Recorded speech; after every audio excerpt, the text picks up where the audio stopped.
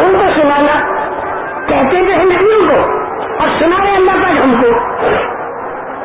میرے محترم دوستوں، پھر اللہ جل جلالہ من والے نے حکم دیا ان اسری بعبادی لیلا انکم متبعون۔ دوسری آیتوں میں یہ ساری آیتیں الگ الگ پڑھتا ہوں۔ پھر راتوں رات نکل جاؤ، نکل گئے۔ یہ بھی خبر دے دی کہ تمہارا پیچھا کرے گا فرعون، یہ بھی خبر دے دی، چنانچہ نکل گئے اور پیچھے آ گیا، آگے سمندر، پیچھے اس کا لشکر۔ اب یہ بنی اسرائیل جو تھے پھر گھبرا گئے، متاثر ہو گئے، انہوں کا یہ تو بیچے بیچ میں آ کر پھنس گئے۔ حضرت موسیٰ علیہ السلام کو بھی بڑا فکر ہو گیا کہ پھر اگر نفسوں میں یقین لوگوں کے دلوں میں آیا تو پھر ایسا نہ ہو کہ اللہ کی مدد آسمان پر چل جائے، تو پھر پریشانی نہیں باقی۔ جلدی سن کے دلوں سے اس کا بھی یقین نکالنا چاہیے، اور جو آگے سمندر آ رہا ہے اس کا بھی یقین نکالنا چاہیے۔ کرنے والا اللہ ہے، نہ لشکر سے ہوتا ہے نہ سمندر سے ہوتا ہے۔ اس لیے موسیٰ علیہ السلام کو ذرا زور دکھانا پڑا، کلّا ان معی ربی سیہدین، ہرگز میرے ساتھ میرا پدر ملا ہے راستہ کرے گا، حالانکہ کہیں دکھائی نہیں دیتا راستہ، لیکن اللہ نے کہا ہے، اللہ پاک کا وعدہ ہے، لا تخاف درکا ولا تخشا، یہ اللہ کا وعدہ تھا کہ تمہیں پکڑ نہیں چلے گا، اب بالکل ڈرنا مت۔ موسیٰ علیہ السلام کو پکا یقین تھا۔ پھر اللہ کا حکم آیا ڈنڈا سمندر میں مارنے کا، وہ مارا، 12 راستے بنے اور یہ سارے کے سارے نکل گئے۔ یہ بات خوب ذہن کے اندر رکھے کہ اللہ کا حکم چھوٹا، نبی کا طریقہ چھوٹا تو اللہ کی مدد زمین پر آئی ہوئی کہیں آسمان کو واپس نہ چلی جائے۔ تو حضرت ابو بکر صدیق رضی اللہ تعالیٰ عنہ نے سارے ساتھیوں کا یہ ذہن بنایا کہ یہ جو تمہارا ذہن ہے یہ اس وقت میں دفاعی کام کا وقت ہے، آنے والا کیسے روم کا بھی مقابلہ کرنا چاہیے، اور یہ بھی کرنا چاہیے، وہ بھی کرنا چاہیے۔ یہ وقت مدینہ چھوڑ کے ملک شام کی طرف جا کر اقدامی کام کرنے کا وقت نہیں ہے، تو دفاعی کام کرنے کا وقت ہے۔ لیکن حضرت ابو بکر صدیق رضی اللہ تعالیٰ نے فرمایا دفاعی اقدامی کو تو ہم کچھ جانتے نہیں، ہم تو یہ جانتے کہ نبی کی بات پوری ہو گئی تو مدد اللہ کی آئے گی تو کامیاب ہوں گے، اور نبی پاک صلی اللہ علیہ وسلم کی بات چھوٹ گئی تو مدد اللہ کی اٹھ گئی تو پھر ہم کچھ نہیں کر سکیں گے۔ سب کی اتفاق ہے۔ میرے کو اس پر ایک قصہ یاد آ گیا، کہو تو سنا دوں، ارے کہو تو سنا دوں، تھک تو نہیں گئے؟ ارے بہت دور دور سے آئے ہو، بڑا ہم لوگوں کا آپ کے اوپر رحم بھی آتا ہے، نہ معلوم کہاں کہاں سے کیسے کیسے آئے ہو، اور نہ معلوم کتنے خوشحال گھرانے کے لوگ اس کے اندر آئے ہوں گے، اور نہ معلوم راستے میں کتنی دھول ان پر پڑی ہوگی، اور نہ معلوم اس وقت ان کو بھوک بھی لگ رہی ہوگی، کھانا کسی نے نہیں کھایا ہوگا۔ یہ ہم سب جانتے ہیں، لیکن یہ بھی جانتے ہیں کہ کچھ تعلق ہے اللہ کا ذریعہ آئے ہو، اور اس کے لیے جو تکلیف آئے گی اندازہ ہمارا یہ کہ خوشی سے ہی برداشت کرتے ہو، اور یہ برداشت کرنے کا بدلہ اللہ ہی دے گا، اور پہلا بدلہ اللہ یہ دے گا صبر کا مادہ تمہیں دے گا، اور صبر کا مادہ ہے تو اللہ ساتھ ہو جائیں گے، اللہ ہمارا صابرین۔ بیرونی ملکوں کے چند آدمی ہوائی جہاز سے اڑ کر ہمارے ہاں نظام الدین میں بنگلے والی مسجد تشریف لائے، بڑے اہم پرانے کام کرنے والے، اور انہوں نے جب وہ آئے مجھے خبر ملی، میں فوراً ان سے ملا، وہ صرف 1-2 دن کے لیے آئے ہیں اور حضرت دامت برکاتہ ان سے ایک بات پوچھنے کے لیے آئے ہیں، ہمیں ایک بات پوچھنی اور حضرت جی سے جواب دے کر ہم چلے جائیں گے، ہمیں اور کوئی کام یہاں پر آنے گا نہیں۔ ہم نے ان سے عرض کیا کہ حضرت آرام فرما رہے ہیں، بیماری میں ہے، بعض مرتبہ رات کو نیند نہیں آتی، بعض مرتبہ کیا ہوتا ہے، تو وہ اٹھیں گے، لیکن پہلے ہمیں سنانا کہ تمہیں کیا پوچھنا ہے۔ تو انہوں نے سنایا، یوں کہا کہ جماعتیں ہمارے ملکوں میں آتی ہے اور کام کی ترتیب ہم کو بتاتی ہے، اب اس میں ہم بڑے پریشان ہیں کہ کوئی کہتا ہے کہ یوں کرو اور کوئی کہتا ہے یوں کرو، اور ہر ایک حوالہ دیتا ہے بڑے کا، ہر ایک حوالہ بڑے کا ہی دیتا ہے، بڑے حضرت سے ہم نے سنا، مولانا یوسف صاحب رحمۃ اللہ علیہ سے ہم نے یوں سنا، وہ جس نے سنا اس سے ہم نے یوں سنا. وہ ایک آدمی ایک طرف سے کہتا ہے، دوسرا آدمی کو اس کے علاوہ کہتا ہے. اب ہم پریشان ہیں، ہم کیا کریں؟ کام کے اصولوں کے بارے میں دونوں سے الگ الگ بات سنی جاتی ہے. اب ہمارا پورا ملک پریشان ہے، کیا کریں، کس کی مانے؟ دونوں طرف کے کہنے والے پرانے اور بڑوں کا نام لیتے ہیں. اس لیے ہمارے پورے علاقے کی طرف سے ہم آئے ہیں. حضرت جی سے پوچھیں گے ایسے موقع میں ہم کیا کریں؟ تو میں نے کہا پہلے میں آپ سے مذاکرہ ہم کر دیں گے، آپ سے ہم مذاکرہ کر لیں، اس مذاکرے کو سامنے رکھ کے پھر حضرت کے پاس بیٹھ جائیں گے. اس کے بعد حضرت جی جو فرمائے وہ انشاءاللہ ہمیں ماننا ہو، کیونکہ اللہ کی تائید غیبی ہوتی ہے، وہ امیر الوقت کے ساتھ ہوتی ہے. امیر الوقت کی بات ماننی چاہیے تو اجتماعیت پیدا ہو جاتی ہے. حضرت عثمان رضی اللہ تعالیٰ عنہ کے زمانے میں اور حضرت علی رضی اللہ تعالیٰ عنہ کے زمانے میں جو بہت الجھنیں پریشانیاں آئی، جو جاننے والے حضرت جانتے ہیں اور جو بیچارہ سیدھا مجمع نہیں جانتا انہیں جنوانا میں اچھا ہے نہ جانے.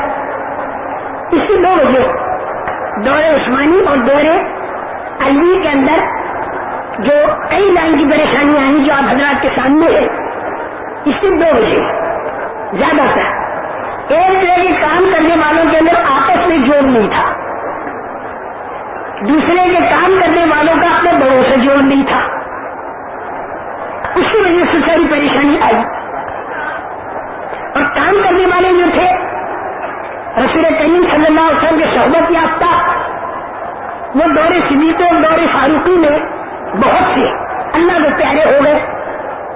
حضرت عمر رضی اللہ عنہ کے زمانے میں جو تعاون امواس بہت مشہور تھا، تعاون امواس، اس کے اندر 30,000 کی مقدار شہید ہو گئی تعاون امواس کے اندر. بھائی دیکھو ایک بات میں سنا دوں آپ کو، یہ جو مصیبتیں بنائی آتی ہیں ذرا خوب یاد رکھنا، یہ مشقتیں اور تکلیفیں جو آتی ہیں دنیا میں یہ بھلوں کر بھی آتی ہے بروں کر بھی آتی ہے. اور نعمتیں دنیا کے اندر جو آتی ہے یہ بھلوں کر بھی آتی ہے بروں کر بھی آتی ہے، کیونکہ دنیا امتحان کی جگہ ہے. دنیا امتحان کی جگہ ہے اور امتحان 3 مرتبہ ہوگا. ایک تو دنیا میں ہوگا، ایک قبر میں ہوگا اور ایک آخرت میں ہوگا قیامت میں.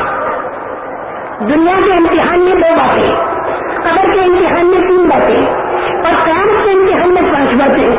موٹی موٹی بات میں نے بھی حضرت کی دعوت کرتا تھا، پوچھا حضرت مجھے بتائیے میں بیان کیا کروں؟ تو حضرت وہاں بالکل سیدھا سادہ اپنا جو کام ہے اس کے بارے میں بیان کرو، زیادہ گہرائی میں ہمیں نہیں بولنا. اس کو یوں کرو، پھر اس کو یوں کرو، پھر اس کو یوں کرو، پھر اس کو یوں کرو، سارا مجمع الجھ کے رہ جائے گا، کچھ بھی کرنا نہیں پڑے گا. اس بات میں سیدھی سادی بات کرو تو ذہن میں رہے گی. دنیا کے اندر امتحان آتا ہے 2 طرح، قبر کے اندر امتحان آتا ہے 3 طرح، قیامت میں امتحان آتا ہے 5 طرح. دنیا کا امتحان انسان کو جو آتا ہے یا تو تکلیفیں بات کر اور یا نعمتیں دے کر. قبر کے اندر جو امتحان آتا ہے یا تو 3 باتیں ہم فرشتے پوچھیں گے، تیرا رب کون ہے، تیرا دین کیا ہے، اور رسول کریم صلی اللہ علیہ وسلم کا چہرے انور دکھا کر یہ پوچھا جائے گا کہ یہ شخصیت کون ہے جس نے کہہ دیا میرا رب اللہ ہے، میرا دین اسلام ہے، یعنی اللہ کے حکموں کے سامنے گردن کا جھکا دے، جی چاہے چاہے جی نہ چاہے. اور یہ حضرت محمد صلی اللہ علیہ وسلم اللہ کے سچے رسول ہے. بس 3 باتوں میں جاؤ ہوگا کہ میرا پان قبر بالکل کھل جائے گی، جنت کے کپڑے پہنا دیے جائیں گے، جنت کے بچھڑے بچھا دیے جائیں گے، جنت کی کھڑکی کھول دی جائے گی اور کہہ دیا جائے گا نم کا نام عروس دلہن کی طرح سے سو جا، اور آرام سے قبر کے اندر سوئے گا. دن میں 2 مرتبہ اسے جگایا جائے گا صبح شام اور بتائی جائے گی اس کی جنت. تو وہ یہ کہے گا رب عقیم سارا، اللہ پاک قیامت جلدی قائم کر دے تاکہ جو جنت دکھائی میری اس میں داخل ہو جائے. یہ قبر کے 3 امتحان، کامیاب ہونے والا تو ایسا ہوگا. اور دنیا کے بھی 2 امتحان ہے، نعمتوں والا اور تکلیفوں والا. جو آدمی سیدھے راستے پر ہوگا وہ نعمتوں والے امتحان کے اندر اللہ کا شکر کرے گا اور تکلیفوں والے امتحان کے اندر صبر کرے گا. یاد رکھو, نعمتوں میں شکر کیا, تکلیفوں میں صبر کیا تو یہ آدمی سیدھے راستے پر ہے.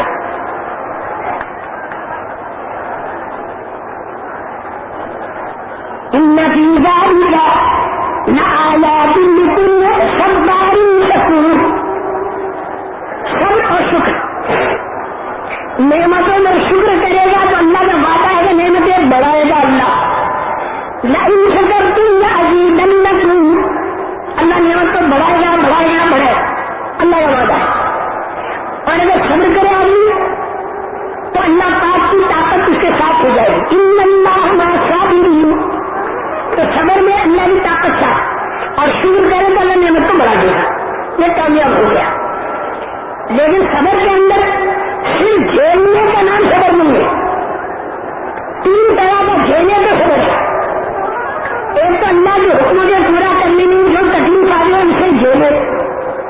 دوسرے اللہ نے جو بات منع کر دی اس سے بچنے میں جو تکلیف آ رہی ہے اسے جھیلے. اور تیسرے حالات کے اعتبار سے جو تکلیف آ رہی ہے اسے جھیلے. یہ 3 طرح کا جھیلنا جو جھیلا وہ صبر والا بن گیا. اللہ کی طاقت اس کے ساتھ ہو گئی. صرف جھیلنے کا نام صبر نہیں ہے. ڈاکٹر کی پولیس والے پٹائی کر رہے اور آپ کہہ رہے صبر کر اللہ تیرے ساتھ ہے, یہ صبر نہیں ہے.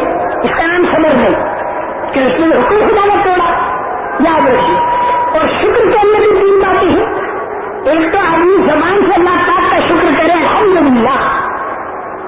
دوسرے کہ آدمی دل سے بھی اللہ پاک کا شکر کرے. اور تیسرے کہ آدمی عمل سے بھی اللہ پاک کا شکر کرے.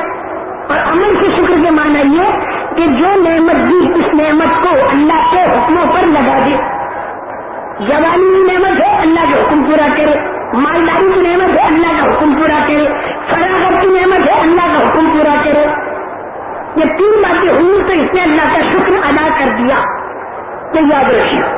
لیکن ساتھ ساتھ دوسرا پہلو بھی بتانا چاہیے. ناپاس ہونے والا فیل ہونے والا کون ہے نعمتوں میں اور تکلیفوں میں, یہ بھی تو بتانا چاہیے. تکلیفوں کے اندر ناپاس ہونے والا, ناکام ہونے والا اور فیل ہونے والا اور اللہ کو ناراض کرنے والا. تکلیفوں کے اندر وہ ہے کہ جو گھبرا جائے اور گھبرا کر ناشکری میں جو اتر آئے. یئوس کفور. اور نعمتوں کے اندر فیل ہونے والا اور ناکام ہونے والا کون ہے؟ فرح فخور, جو اترانے لگے فخر کرنے لگے.